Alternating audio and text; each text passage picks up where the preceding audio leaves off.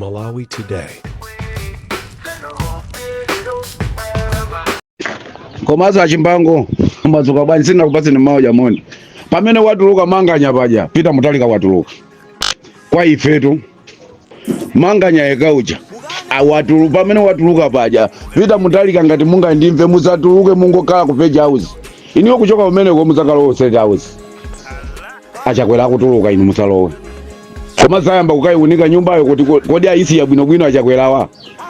Zapita ndine ndemwe ukaonesesa bwino kuti kodi nyumba ya isi ya bwino asa napite Peter Mutharika fuka inu ya MCP inu simukugona mwina zopogona mu mafala mapampa a MCP inu kuti mwina mukoza kulota mukumenya ndi Peter Mutharika bora mupaliretu panchi asatuluke nditu Peter Mutharika. Komazo audio yanga a DPP muli pafupi ndachina amene akutamangawo mwaponyere nditu Peter Mutharika asatuluke komaso awina ngati kuwina kuli kwa pa ground ndi awina chakwerayo vwa chakwenda amene akuyenda kukamagawa sondalama Peter Mutharika muufuni anji kuyeji limit kuja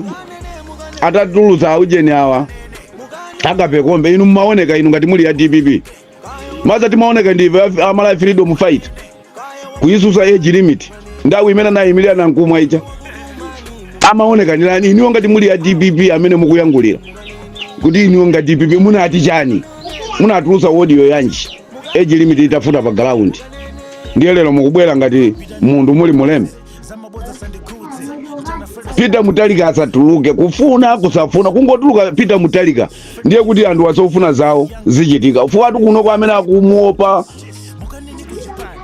MCP ndi Peter Mutharika yekha.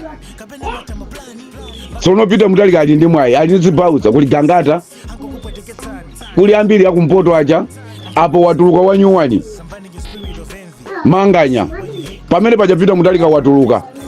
ndipozo Peter Mutharika musatuluke chonde ndikugwirani mwendo anthu awanzigawenga akupani nditu osati kufuna kuti iniwo mutuluke kuti azikuonera ni diso labwino mmene ndingakuonere nine ayi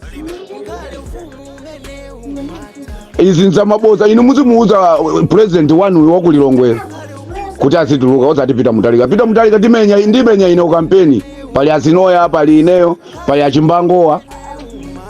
timenya ukampeni sichitika Peter Mutharika kuwina asatuluke siku loti wawina zikomo kwambiri. Musangalala zimene zuli chipani chita komanso boma sichitenga tasagalala zimenezo etu amusakale bize pano mwabwera kumati pasa malecture mationgolera efeso iyayi inu ngati zanu zikuenda bwino kuye musipiko mungu sangalala zikuenda bwino ife amwate muzedi musazedi uzo nkhani yokuza DPP mwanene sesete inu si wotsuse ndi wolamula demo zipaka zolamulazo ngati chipani chachi kuchita bwino muzingo tozi kuchita bwino koma simungabwera kuzati uzo zochita efe ku DPP zonama zimenezo mufuna chani inu mufuna muone chana mwene ama nthamene inadusa mwene nthamene inata simungati zochita panoso iyayi Malawi afika soto kuzo sichochita ife zochita tikuchiziwa toka vote menda iverera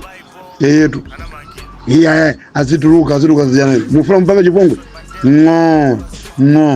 mwauponda ayi muzimu mwauponda anthu akuda mitima ino mwauponda Malawi akati wali chifo yodi wanapita kuyo mbisi kukala mkula basi ndiye mbuti ajele amwene iniyo zimenezo iye walankulira ku radio mukana mwankhala ku radio konko ife ndimenezo ntchito munamba lita mukale kala mwene age limit age bilu iyayi watani zonse zomakanekanika pano mukuti iyayi momona wapita kwapeka kujali fit iyayi muntu jamwene ali strong wabe ndiye mukuyesa sonjera zoti paka mutane naye be amwene pita sakutuluka amalaundi amene akufuna pita satuluke chifamina malankhula ndi Malawi amene akufuna pita satuluke ndi Amalawi nzosiyana manile sesete